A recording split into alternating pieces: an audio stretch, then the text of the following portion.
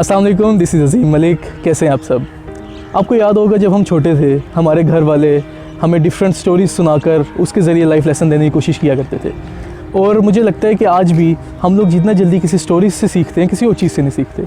मैं आज आप लोगों के साथ एक ऐसी रियल इंस्पिरेशनल स्टोरी शेयर करूँगा। ये कहानी एक बच्चे की है जो जापान में एक फार्मिंग एरिया के पास पुअर फैमिली में रहता था। उसकी फैमिली बचपन ही से फाइनेंशियल क्राइसिस से गुजर रही थी।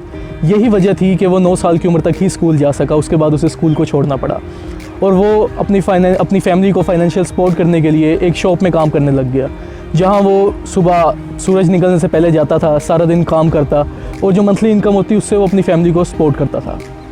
मगर किस्मत को शायद कुछ और मंजूर था। उसे एक ऑफ़र आई, एक इलेक्ट्रिक कंपनी में उसकी जॉब लग गई।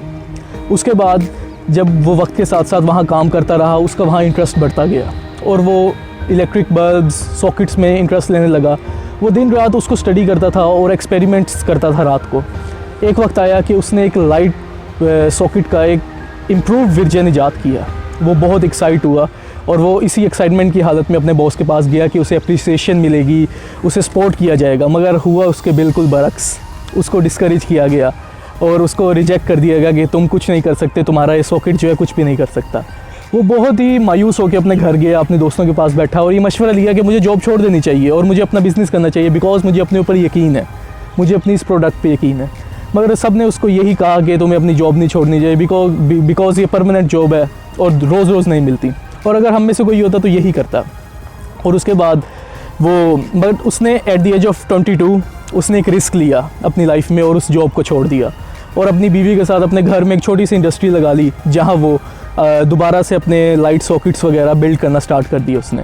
और वो डोर टू डोर जाता और उसकी मार्केटिंग करता था, मगर उसकी प्रोडक्ट पे कोई भी इंटरेस्ट नहीं लेता था। और एक वक्त आया कि वो उसके फाइनेंशियल हालात जो थे वो बिल्कुल डाउन होते चले गए और एक वक्त आया कि उसने ये ठान ली कि मैं अपने इस बिज़नेस को छोड़ दूँगा, अपने आइडियाज़ को छोड़ दूँगा और दोबारा जॉब करना स्टार्ट कर दूँगा।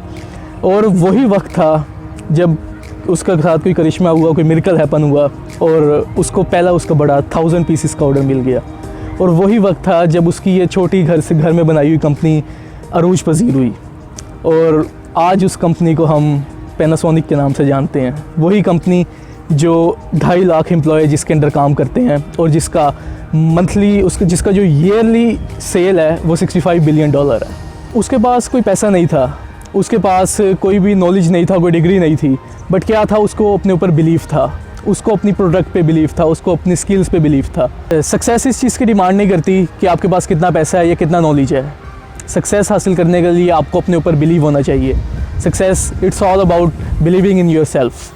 तो अगर आप भी कामयाब होना चाहते हैं तो आपका अपने ऊपर यकीन होना चाहिए, क्योंकि लोगों का काम है बोलना और आपको अपनी लाइफ में बहुत सी डिस्करेजमेंट का सामना करना पड़ेगा। मगर जो इंसान ये अपने आप से अहद कर लेता है कि मैं ये चीज़ करनी है तो वो करके रहता है, और जो इंसान अपने अंदर ये ठान लेता है कि मैं कुछ नहीं कर सकता, वो लाइफ में कुछ भी नहीं कर सकता। Thank you. अल्लाह हाफिज़।